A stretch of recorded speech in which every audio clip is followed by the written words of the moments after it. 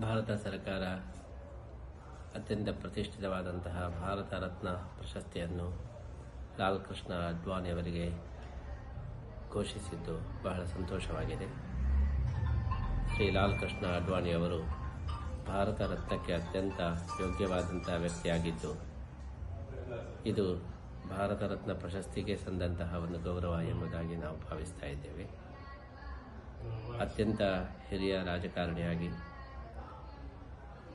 ತಳಮಟ್ಟದಿಂದ ಬೆಳೆದು ಬಂದಂತಹ ಲಾಲ್ ಕೃಷ್ಣ ಅಡ್ವಾಣಿ ಅವರ ಈ ಒಂದು ಸೇವೆ ದೇಶಕ್ಕೆ ಸೇವೆ ಅವಿಸ್ಮರಣೀಯವಾದದ್ದು.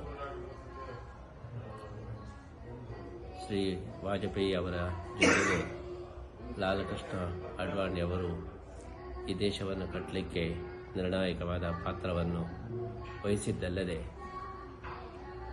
ಶ್ರೀ ವಾಜಪೇಯಿ ಅವರಿಗೆ ವಿಶೇಷವಾದಂತಹ ಪ್ರೋತ್ಸಾಹ ಕೊಟ್ಟು ಈ ಒಂದು ದೊಡ್ಡ ಕಾರ್ಯವನ್ನು ಮಾಡಿದ್ದಾರೆ.